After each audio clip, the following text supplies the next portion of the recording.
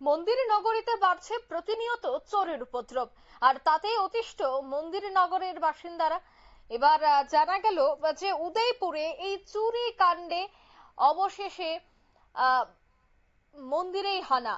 আবারও প্রমাণিত হলো উদয়পুরে খিলপাড়া গ্রামে এই চুরি কাণ্ড।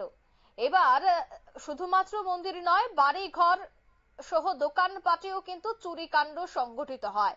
এছাড়া শনি মন্দির থেকে দান বাক্স চুরি করে নিয়ে যায় চোরের দল। ঘটনা উদয়পুর খিলপাড়া বাজার শনি মন্দিরে। সাংবাদিক কর্মীরা যখন ক্যামেরায় বাজার কমিটিকে জানিয়েছে যে আগামী সপ্তাহে শনি মন্দিরে বাৎসরিক উৎসব ছিল, দান বাক্সে রাখা হয়েছিল বহু টাকা, আর সেই হদিশ পাওয়া মাত্রই চোরের দল এসে কিন্তু সবটাই চুরি করে চম্পট দেয়। শনিবার ভোর নাগাদ এই বিষয়টি নজরে আসে, তবে পুলিশের ভূমিকায় স্থানীয়দের মধ্যে তীব্র ক্ষোভ দেখা যায়। কারণ বর্তমানে চোরের দল শুধুমাত্র বাড়ি ঘর বা কোনো ধরনের দোকানে হানা দিচ্ছে না, ধর্মীয় প্রতিষ্ঠানগুলিতেও হানা দিচ্ছে, মন্দিরগুলিতেও হানা দিচ্ছে। আবারও শনি মন্দিরে এই চুরি কাণ্ড, সে বিষয়ে কি বলছেন সংশ্লিষ্টরা, শোনাচ্ছি। আমরা এই শনি পূজা মন্দিরের আমি তালা দেখে গেছি। যাওয়ার সময় প্রত্যেক দিনই আমি 11টার সময় যাই, কোনো শিব মন্দিরে আর শনি মন্দিরের তালা আমি দেখে যাই। যাওয়ার পরে গেছি গা, তো আমি সকালবেলায় এই 9টা সাড়ে 9টার সময় দোকান খুলি। এর আগেই আমার কাছে ফোন গেছে যে শনি মন্দিরের তালা ভাঙ্গা ক্যাশ বাক্স নিছে।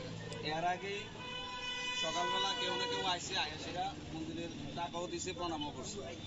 এই দান বাক্সটা পাওয়া গেছে আমরা ওই কভারডিপের ফ্যাক্টরির সামনে। এই সকালের দিকে ঘটনা হয়েছে, তখন এইটা এমন কাণ্ড আর কোনোদিন হয়েছে না। একটা দীর্ঘ 16-20 বছরের মতো আমরা এই পূজা স্থাপিত পূজা, আমরা এই সামনের সপ্তাহে এই বাৎসরিক উৎসবটা করলাম। এই বাৎসরিক উৎসবের এই টাকাটা অন্য হয়ে গেছে। কোন জায়গাতে পাইছেন বাক্সটা? এটা পাইতেছি আমরা ওই কিলপাড়া ফ্যাক্সের পেছনে। এটা তো কিলপাড়া বাজারের শনি পূজা নাকি? বাজারের শনি পূজা।